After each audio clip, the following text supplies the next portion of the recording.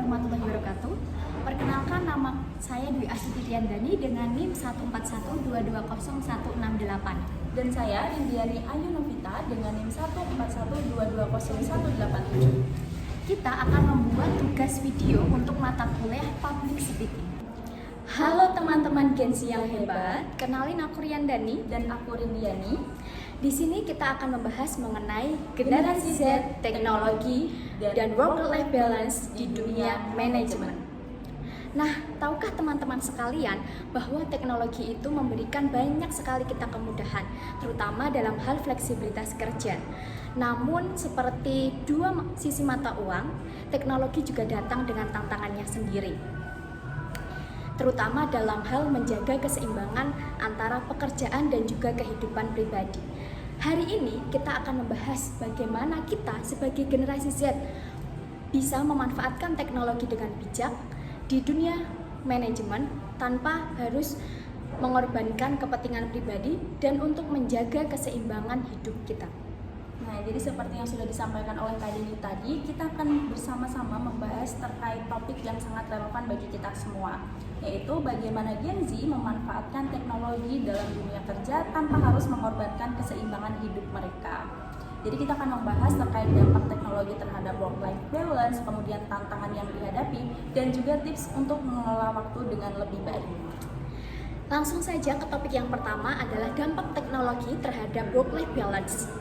Kita sudah tidak asing lagi mengenai fleksibilitas kerja remote yang memungkinkan kita bisa bekerja di mana saja, seperti di rumah, di kafe, bahkan di taman. Kemudahan itu sangat menarik, khususnya apalagi kita yang senang dengan sebuah kebebasan. Namun di balik kemudahan tersebut terdapat masalah yang besar nih, yaitu tentang batasan kerja yang kabur. Teknologi meskipun memudahkan kita untuk mengakses pekerjaan kapan saja dan di mana saja, sering membuat kita merasa terjebak dalam situasi di mana kita merasa selalu terhubung. Nah, hal ini itu dibuktikan oleh sebuah riset atau penelitian yang menyampaikan bahwa 60% pekerja Gen Z, 60%, lebih dari setengah pekerja Gen Z menyatakan bahwa mereka mengalami kesulitan untuk memisahkan atau menjaga keseimbangan antara kehidupan pribadi dan pekerjaan karena tekanan untuk selalu online. Jadi sekarang tuh kebanyakan pekerja Gen Z itu mengalami kesulitan untuk hanya mengandalkan jam kerja saja. Jadi ketika mereka sudah pulang dari kantor, mereka sudah di rumah, mereka masih merasa bahwa pekerjaan itu selalu ada dan terus menumpuk. Yang mana tanpa kita sadari, hal-hal seperti ini tuh membuat kita semakin sulit untuk menjaga keseimbangan hidup pribadi dan juga pekerjaan. Selanjutnya masuk ke topik yang kedua adalah tantangan dalam mengelola work-life balance. Mungkin kalian pernah merasakan seperti kelelahan digital atau burnout meskipun bekerja dari rumah. Semua notifikasi, email, atau chat yang masuk setiap saat sering membuat kita merasa terjebak. Ditambah dengan adanya perasaan FOMO atau fear missing out yang mendorong kita untuk harus selalu terlibat dalam setiap percakapan atau pembaruan yang terjadi di dunia kerja. Nah, perlu kita garis bawahi bahwa kelelahan digital adalah salah satu tantangan terbesar yang kita hadapi. Misalnya seperti terlalu lama di depan layar dan juga tekanan untuk selalu online, seperti yang sudah kita singgung di awal tadi. Nah, hal-hal seperti ini itu cenderung mendorong kita akan menjadi lelah, baik secara fisik maupun mental. Selain itu, tanpa manajemen waktu yang tepat, kita juga akan kehilangan produktivitas, yang mana akan mendorong kita untuk merasa bahwa pekerjaan itu selalu menumpuk tanpa hasil yang maksimal. Selanjutnya masuk ke topik yang ketiga adalah strategi manajemen waktu dan juga teknologi untuk work-life balance. Jadi bagaimana kita bisa menjaga keseimbangan ini? Teknologi itu harusnya menjadi alat bantu, bukan menjadi sumber stres. Menjadi alat bantu, bukan sumber stres. Salah satu caranya untuk bisa memanfaatkan teknologi dengan baik adalah dengan menggunakan teknik manajemen yang efektif.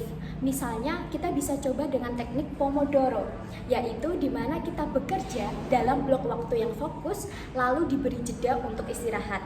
Teknik lainnya yang bisa kita coba juga ada time blocking, di mana kita menentukan waktu tertentu untuk istirahat dan juga kita menentukan waktu untuk bekerja. Nah, selain itu, kita juga perlu membuat batasan yang jelas antara kehidupan pribadi dan pekerjaan. Jangan sampai kita membiarkan teknologi seperti ponsel, laptop, itu membawa pekerjaan secara terus-menerus ke kehidupan pribadi. Nah, sebagai contoh, di luar sana banyak profesional muda yang berhasil menjaga keseimbangan hidup antara pekerjaan dan kehidupan pribadi.